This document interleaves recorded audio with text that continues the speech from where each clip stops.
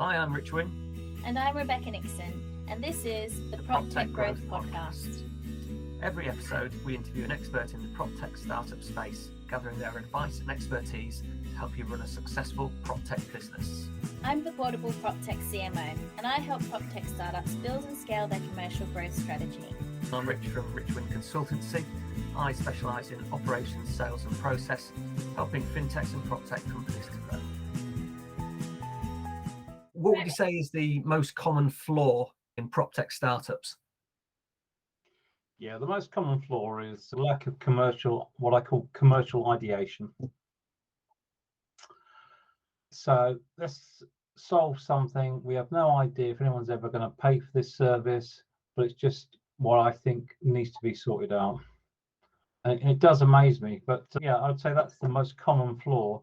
And then obviously that leads into later on, we can't get any clients. We can't get any funding. Yeah, that's because what you're looking to build, nobody wants. I always say to people, look, if you're going to go to market, find users, talk to them, say we're going to do this, would you buy it? And if they say not really, then don't build it. People tend to spend £2 million developing something, then they'll come to me and say, I've been in stealth mode for 2 years. I don't say stealth mode so much these days, but it was a big thing. And they want to launch, and I'll go, okay, have you done any research? Will anyone really want to use this? And they go, this is why we come to you. And I think, why didn't you day one just start to talk to some people and say, will you pay for this? Because if you can't get that, then no one is ever going to give you any funding. You're never going to scale. You're never going to IPO. You're never going to exit. So you're just wasting your own time, probably 3 or 4 years, maybe 9 years of your time. I've had someone recently, 9 years in, and I'm thinking, God, you could have gone off and done something with your life. It's a big chunk of time. But yeah, number one, commercial ideation, especially now with the banking crisis and all the rest of it, money being tight. But even without a banking crisis, has it got commercial legs? Will people need and pay for this service on a repeatable basis every month? If the answer to that is I don't know or no, don't do it.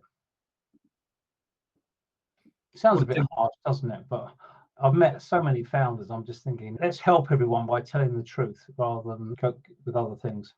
How many times have we heard the story of, oh yeah, we were having drinks at MIPIM and some great things have come out of that, some great ideas have come out of that, but we're having drinks at MIPIM and we came up with this idea and everyone around the table agreed it was an awesome idea. Okay, cool. How many of those people said that they would pay real money for that idea? Crickets. That's a bit of a direct question to ask my colleagues. I wouldn't talk about it that way. We have to, because if you don't, everyone's going to say, oh yeah, that's such a great idea. Awesome. Yeah. Oh, cool. I'll try it. But will they actually pay you cold hard cash for it? And often the answer is no. Yeah, the concept of the MVP, minimal viable product. I think if you go on like Wikipedia, the classic one is somebody decided they wanted to sell shoes and they said, can I sell shoes online? So this guy thought, maybe I can sell shoes online. So he ran some adverts. He didn't have any shoes, but he ran some adverts and said, oh, would you like to buy shoes online? And people started saying, yes, I'd like to buy some shoes. So then he went to some shoe shops, bought the shoes and started to mail it to them. And they were buying it. And then he knew, okay, now I've got something here. I've got a system where people want to buy shoes online and I've got to provide these shoes because I've got a supplier for them. But before it even started, he knew that the consumers out there were going to buy something. And I see it in property technology all the time. And I'm not just talking real estate, sales and lettings, things like that. I'm talking about commercial real estate, all the rest of it. Why don't you just go to the customers who you think are going to be your customers and say, for £200 a month, will you pay for this solution? And if they go, no, I don't even want to use it, then maybe you shouldn't be developing it. But people tend to do it the other way around. Right, I built it, now I need to force it down people's throats. And no surprise, they don't often get anywhere with it. They have tiny revenues every month and fall over and forever are going for new funding. I'm a big believer. I come from the other end of it. I used to run businesses where my own money went in, I want my own money out within a year, and then I want to be making serious profit. Commercial ideation, that's central to everything. All this airy-fairy stuff, forget it. Cut through that. Talk about, will people pay cash every month to use this service on a repeatable basis? If the answer to that is yes, you've probably got a good business. If not, move on. What would you do if you were to create a startup now? Yeah. Okay, so if I was going to do a startup now, and we're talking property technology, but any startup, I would build a community. I'd spend a year and a half finding everyone that I needed to know about what I was going to do. So instead of getting £1 million or £2 million or 3 million, I get sick of it. I get so many decks. I get so many people coming to me saying, I'm looking to raise, I've got this, that, and the other. And I think got it back to front. Why don't you do this? And I'll give you an example of this. If you've got a community, if you spend time, say for instance, you've got a solution for, I don't know, commercial real estate, some control system for a building. Why don't you go and find everybody who's going to be a likely customer, both here in the UK and around the world? Use LinkedIn, connect with them and say, look, I'm doing this. Can I have your advice? So you're not selling to them, but you're saying, look, in the future, I think I want to develop something around this. What do you think? And you have that conversation multiple times. I'm talking about hundreds and hundreds of times, because that's what we did at PropTech-PR. We talked to thousands of people and we've built a big community. And then if you want to launch something, you've already got a brand, your own brand, you're known. And that's what's most important. I think if you're going to be selling something, you need to be known. People think I'm going to build something and it's really great. What it comes down to is when I talk to clients or people even that aren't going to be clients, I don't even look at the tech. I think it's irrelevant. Your tech might be great, it might be world class, it might be rubbish. How are you going to acquire users? What's your route to doing that? What's your network? Who do you know? And this was a classic thing the other day. Someone came to me and said, why should I use your services, Andrew? And I said glibly, I know a lot of people. And he said, well, that doesn't really do it for me. He said, you know a lot of people. I don't really care. I don't understand that. And I thought, I can message somebody now who's extremely important in any sector, and I can connect them to you, and I can actually endorse you. But that's taken like 6-7 years of my time to do that. That's what I do every single day. And also the flip side of it is I'm respected because I've given a lot of my time for free over those years helping other people. If I was going to start a company tomorrow and I needed to ensure that I was going to get paying clients in the future, I would start connecting with them, start talking to them, start being useful to them, start to expose my personality to them. See, not everyone likes me. I don't really, it's a numbers game. You only need, I think, 25 key players who like you. And you can get a company from 0 to £30 million sale just on 25 people. You don't need a big network, but you need the right network. But to get those key 25 people, you need to be talking to and speaking with and spending time with hundreds of people. That takes time. So it's the other way around. And then build the product. But then you don't have to spend tens of thousands, if not hundreds of thousands, on marketing. You just reach out and they go, oh, Andrew, you've built that now. Oh, yeah, I'll be quite interested because I trust you because I've known you for 2 years. What is this? And then they do business with you because business is all about relationships. It isn't about cold calling. It isn't about hitting people up on LinkedIn and saying, I've got this. Do you want a demonstration? I think the answer is going to be no, or I just block people now. I'm like, I'm disinterested. But if someone comes to me who I've known for 18 months and I know they've got half a brain, I'll give them my time. I'll give them 2 hours. And that can be life-changing for a founder. So yeah, that's what I do. Do the groundwork. Don't think about doing sales and marketing at the end when you build it. It's too late. You've then added another 2 or 3 years to your cycle of your business. And then you've got to sustain yourself with no money for 2 to 3 years. That's really difficult, isn't it? So obviously you've got your various businesses successful all in their own right, but what you're saying is, if you wanted to, you had an idea and that happened to be in prop tech, you think you could just basically do it based on your relationships that you have already. So say to someone, I'm going to do this, either do you want to invest or do you think it'd work and stuff like that, and you think quite quickly you'd be able to get something to market which would then be in 3 to 5 years time sellable. Yeah, I think I'm the king of it. An example of this is, I know, for instance, if you take residential estate agency, an agent will pay for a software solution if it's under £200. So if I were to flog something to an estate agent, I'd say it's £195 a month. That's number one. Number two is I would then say in 7 words what it was. And number three, yeah, I'm connected with 8,500 agents. I think if I sent something out today to 8,500 agents saying it's £195 a month, I think it's great. I used to be an agent for 32 years. If I was still in agency, I'd use it. I think I'll get some customers. I'll probably get 300 customers. 300 customers at £200 a month is reasonable revenue from just using your own community. And that's what people miss. They go, oh, I'm going to get these salespeople, they're going to be fantastic. And they're not, because at the end of the day, the last thing they want to do is to be sold to. I think if you've got a network, you can do anything. If you've got a network, you can launch anything. You can do anything. You can generate revenue very quickly. And the cost of acquisition is minimal. Because if you've already got your warm audience, it doesn't cost you anything. Because cost of acquisition is a big thing. I ask companies all the time, I say, okay, how much does it cost you to acquire a brand new signed up client? And most of them don't know. And they go, it's £150. And I go, okay, how many you got in your sales team? We go through it and all the rest of it. And I go, okay, it's £450 each time you get a new client.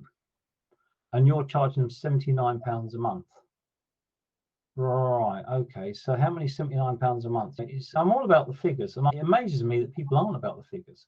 I think they've got this mythical idea, someone's going to come along and buy me for 50 million and I'm buying a yacht. And I'm thinking, for them to do that for you, they've got to look at your figures and go, these are improving figures and sustainable figures, and there's no churn and all the rest of it. And there's so much involved with that. Yeah, we've had some interesting conversations with people around how there's 2 kinds of prop tech founders. There's the ones that are prop and the ones that are tech. And the people who often come from a property background rather than a tech background have, I think, some of the more compelling ideas because they've experienced firsthand the pain in the industry. But so often you speak to them and you ask them, what's your CPA? What's your TAM? And they go, what are those acronyms? I don't know them. And then you talk to them about those and they go, oh, okay, yeah, I don't really know that. I haven't figured that out yet. I just know that I've got a really good idea and loads of people are going to buy it. And then on the other side of the equation, you have people from a startup or tech background who know all the acronyms and know all the things that they ought to do and say. But at the end of the day, they don't necessarily have the experience of feeling the pain in the industry. So their process of trying to quantify whether or not they can actually sell or market their idea is long and painful in and of itself. And we need people from both sides to come towards the middle a bit. And we need the people who are from the property background who have the great ideas to put the work in to understand how to run a startup and how to run a business. And a lot of them have never even run a business before, and get the numbers right so that they can ensure that they're actually going to invest their time and money wisely. Because like you say, there are so many people who've sunk years and years into products that are just a sunk cost. Yeah, I think that's very true. It's given the keys, well, you don't need keys, but to a Ferrari, someone who's just passed the driving test, you know, they're going to crash and burn that car. If you give them £2 million, I've seen quite a few companies that have, even on friends and family, maybe have got £1.5 million. And then they come to me and they've got through all that money. And I thought, yeah, they just burnt it. And you just think, oh my God, what could you now do with £1.5 million? You just squandered it, and because they had no idea, and they were children really, and they needed some adults. And this comes back to the community. So early on, I was saying, if you want to build a great business, build a community of people, because in that community, there's going to be your customers, but there's also going to be people who can be mentors and all the rest of it. And there's so much good free advice out there. There are lots of people who want to help. And that's what people do. My day job is working with founders. I work like a psychiatrist. They all have their own answers in their heads, but they need someone to talk to, and then to have another voice, usually my voice, saying, okay, so what you're saying to me is this, which means you need to do that. And they go, yeah. And I'm thinking, well, you already had the answer, but you were unsure, or you needed someone to say it back to you. So I kind of mirror stuff. A famous example, we had a client in Colorado doing commercial real estate. And over 5 months, he had a great service, but he couldn't articulate it. And after 5 months, we got it down, and he got some really good clients. And he said, Andrew, he said, this is fantastic. He said, commercial real estate, you're a genius. And I said, the amount that I knew about commercial real estate in Colorado was zero. But in the meetings that we had and all the rest of it, I got you to tell me really what it was that you were doing. And we got that down, and that's what the customer wanted, because it's all about the customer. Forget the technology, for Christ's sake, forget the technology. Michael Bristow recently talked about crowd property, and he showed the slides and they did a demonstration. It was a London PropTech show, and it was about 3 minutes long, and there was no technology in it whatsoever. He just had 3 or 4 customers who said, yeah, we think this is good. And it was all about the figures and how wonderful they were doing, but it was nothing about the technology. And that's why I think I would say to property technology founders, if you're selling a Hoover, don't tell them all the technical stuff. Just say, you've got dirt on the carpet, it'll get rid of it. It costs 250 quid. Do you want to buy one? Because that's what they want. I've got dirt on the carpet, I'd like something to remove it. Right, I can use a dustpan brush, or I can use this thing called a Hoover. Yeah, I'll give it a go. But they don't. They go on and about so many things that when you've got a customer, a client, it's all about me. They are the most important thing in the world. Tell them what you can do for them. Park your ego up. Who cares? I get on calls. I get on calls with some really bright people. 2 months ago, and this is a classic, I had a call from a startup, and we used to work for Google, had all the biggest brains in the world. And they're going, well, we just got 10 million of funding. This is fantastic. And I said, yeah, okay, great. And I said, I've just had a call with somebody else, and the team is almost identical to you. They've just got through £6 million and they're closing. I said, having brilliant brains means nothing to me. Have you got a service that is useful? Have you got people who are going to pay for it? Then I get excited. Just telling me I've got all these people together and they're really bright doesn't do it for me, because I can put you in contact with this other company. They spent 3 years, spent loads of people's money, not their own. And that's a moot point as well. I think if some of your own money is on the line, it does make you think that get this moved on. And I do, especially with Silicon Valley Bank and all the rest of it. A lot of people are saying, oh, we haven't got enough money to pay the wages. And I'm thinking, yeah, but you've got like millions of dollars of investors' money. If it was your own money, you'd probably have moved your companies on by now. I'm a bit frustrated with a lot of people. And I'm thinking people are now thinking money's tight, we're only investing in entities that are actually going to do something useful and be profitable. Everyone else, we're just feeding your ego, we're feeding your children for you. It's great, it's a day job, but that isn't why you invest in companies, is it? How difficult is it to get funding now? If you're one of those sort of either a 50-50 business, or we're doing £2,000 a month and we spent 500 grand of our own money sort of thing, or 1.5 million of an investor's sort of thing. How hard is it either to get that second round or to actually get some in the first place? Yeah, so since Q2 last year, we get involved in a lot of funding. We try to keep away from it, but you can't. And very, very much, we could feel that things were changing even in the summer of last year, before the recent problems there have been.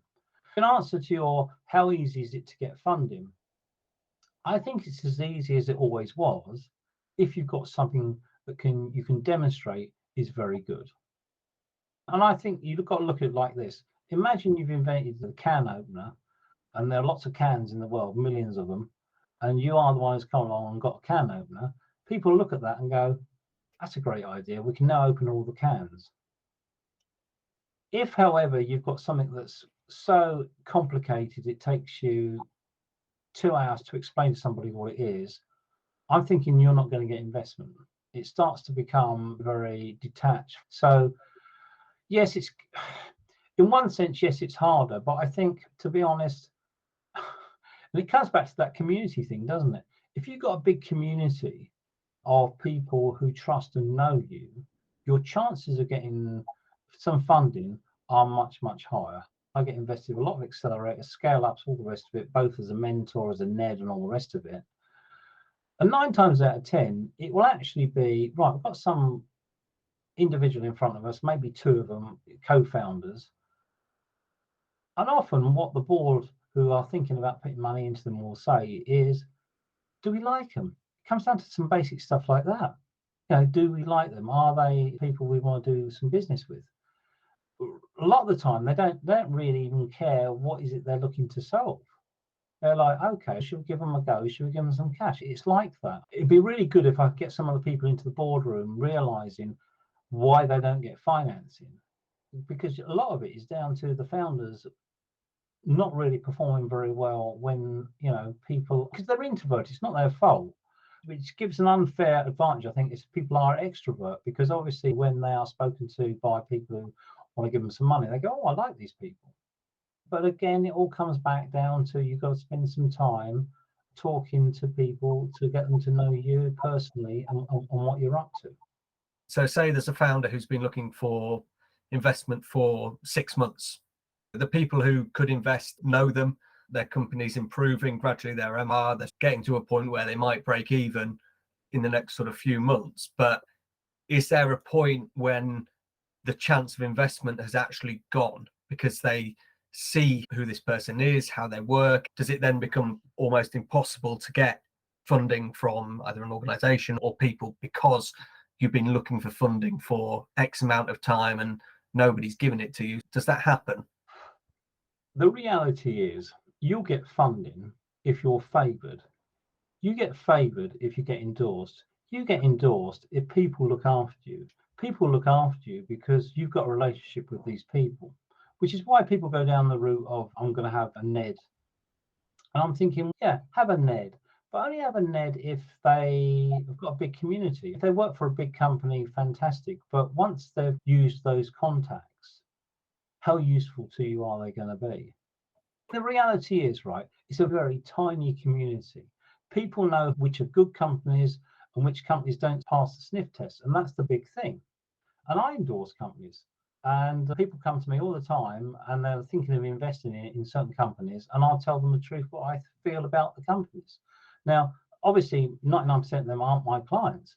But they'll say, we're thinking of putting some money into that. And I'll do an Andrew Stanton and I'll just tell them the truth. And I'll say, do you realize this?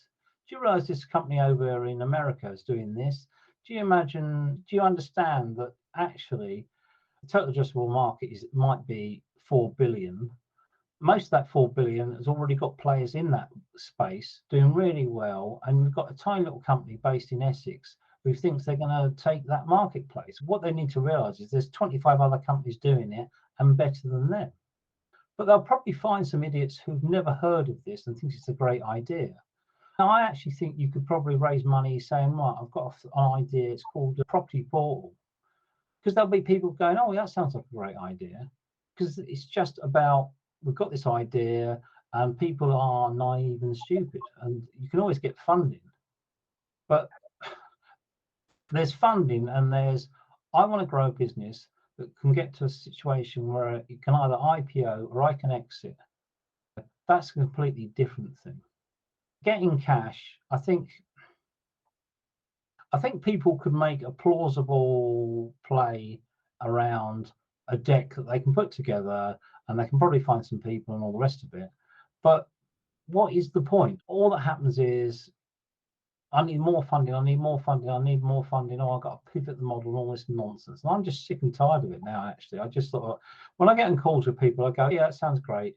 And they go, do you want to get involved with this? And I go, no. I said, there's 3 other companies doing it much better than you. I spend all my days talking and finding out who's doing what. And not just here in the UK, Australia, America. And it amazes me if someone, it's a bit like If I got up in the morning and thought I'm going to design penicillin, I probably would Google to see if penicillin existed. But these people spend money, often their own money, and they're trying to build or do something that's already there. So there might be something that needs to be solved, but someone's already doing it, and they think, oh, it's my idea. And I think often in calls, I'll say, have you heard of this company? And they go, no. And then they look at it, and then all of a sudden the meeting slows down, and they go, oh, they're doing something very similar to us. And I said, yeah, they've been doing it for 6 years or 10 years. I spoke to a PropTech founder recently who basically thought he'd invented Trello. Yeah. Bless him. Sweet guy. But like, you could literally just make this in Trello, just write some cards, and then it would do exactly what you've built here. And it taken him like 3 or 4 years, loads of his own money. And it was just like blank, just complete lack of recognition or understanding that there are even generic tools out there that can do a lot of what people are trying to build themselves. Where do you see, Andrew, PropTech in 1 to 3 years' time, based on where it is now? I see that it's winning. It's a force that you can't beat. So for as much as the doomsters, as Boris would say, unfortunately or fortunately, digital is the way it's all going. And what really is happening is there's lots of companies racing to be I'm going to be the top in this sector, I'm going to be top in that sector. So there'll be maturity, and especially now there'll be companies that are wiped out because they can't get any more funding.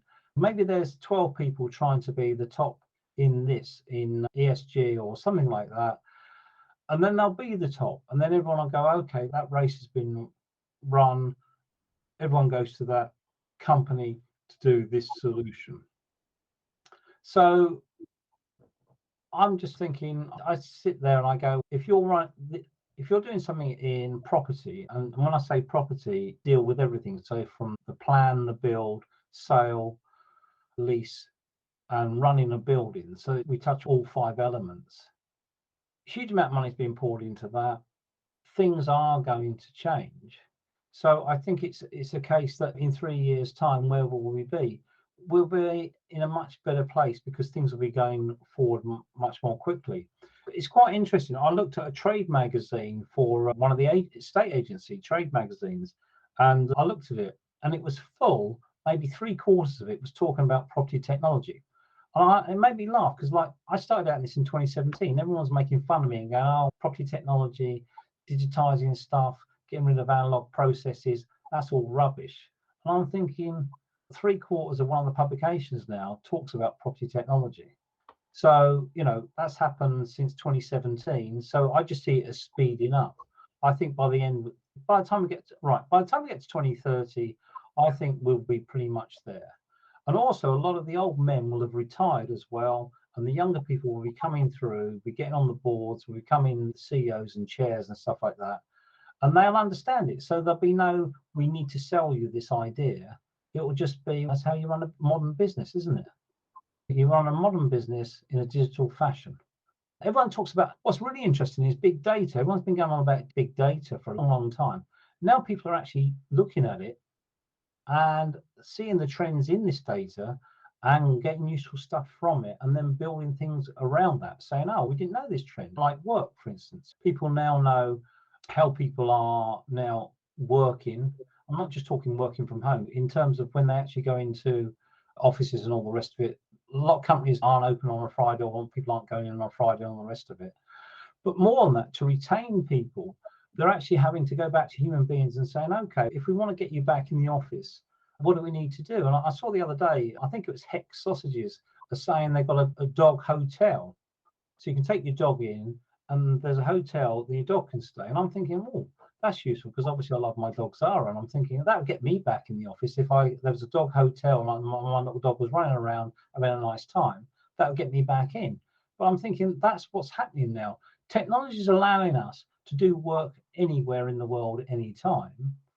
If you've got an organization, and I was talking to someone just before this call, and he was saying, look, Andrew, what people have got to realize is not everyone is white collar, not everyone is in a tech space. A lot of the industries still are. Comes back to Tesla. At the end of the day, sack you if you work from home. You need to be on the production line making these cars. So his view was, we've got to have people in on Musk. Whereas you've got like Siemens, who, when we had the first lockdown, said, okay, you can only, if you want to, you only need to come in 2 days a week, because we fully understand you want to be more flexible. But it depends on the nature of the work that you're doing. If you're physically putting something together, you probably need to be in a factory unit putting those things together. There's not a huge amount of production here in the UK anymore.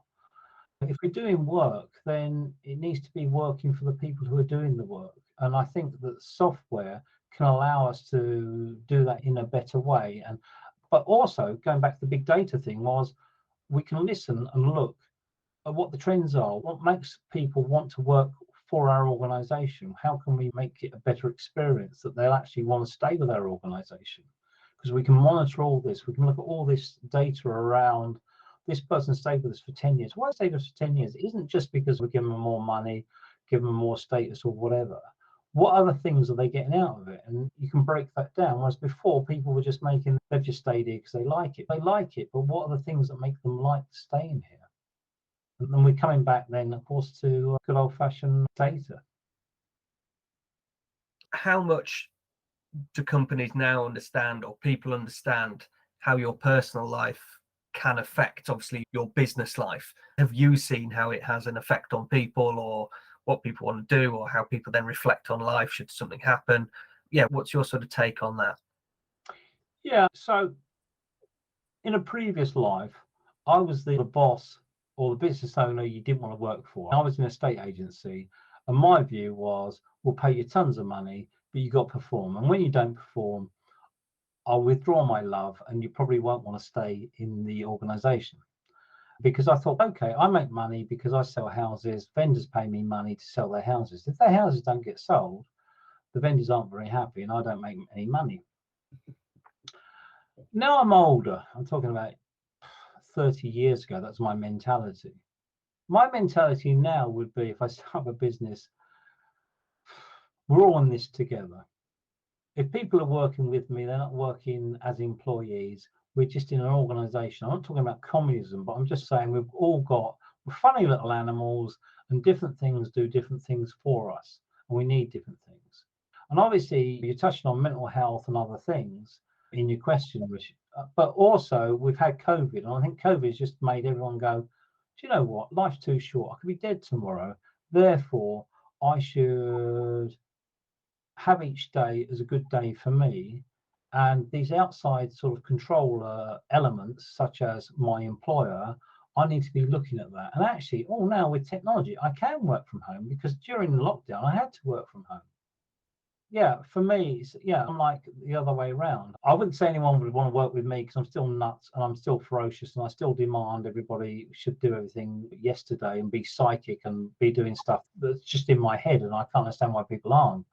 But pushing that aside, I think I would take time to understand everybody I work with and say, okay, what do you need?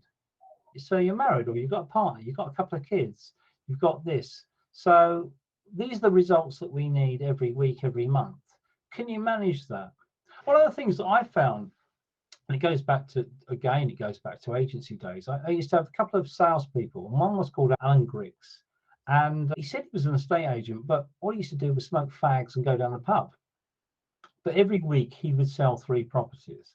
He'd never ring his applicants. He'd disappear on a Wednesday afternoon. I don't know what you're doing then. But our sales week would finish on a Wednesday night, and he would come in on a Wednesday and he would book 3 sales. He'd say, right, here's 3 sales, and they'd give me 3 memos of sales, and he'd done that. And I had another guy, David Winslow, and he'd ring all his applicants, he'd run all the systems, he'd do everything backwards, and he would sell 3 houses too. So they were fundamentally different people. Alan Griggs, in fact, looking back at it, he'd be the guy that I would never have in the office. I wouldn't need to have him in the office. God knows what. But he was very sociable. He knew a lot of people, and he would just make a couple of calls. And this is in the days before mobile. So now he'd be brilliant. He'd probably be on a yacht somewhere just doing deals. But knowing that means that you can't say everyone's got to work like Mr. Winslow and do it like him, because it doesn't suit everybody. If you've got children at home and all the rest of it, maybe working from home, as long as you're selling 3 houses. Now, I'm using the analogy of being an estate agent, but again, in certain companies where you want a certain result, as long as they're doing their result, I wouldn't care if you could do that in 2 hours, or actually it takes you 2 weeks to get that result. If I'm going to pay you £4,000, but at the end of every month you've done that, I don't really give a monkeys. In the old days, though, I'd be thinking, I want to be in the same office space as you and make sure that you're doing my work. And now that's totally different. And that's taken years, but also it's made me realise, you know what? Everyone's entitled to a life, and it's the life-work balance that's really important, isn't it? It would be really nice to think, actually, we can have great lives and do this thing called work, but around our lives rather than the other way around, which is generational change in attitude, isn't it?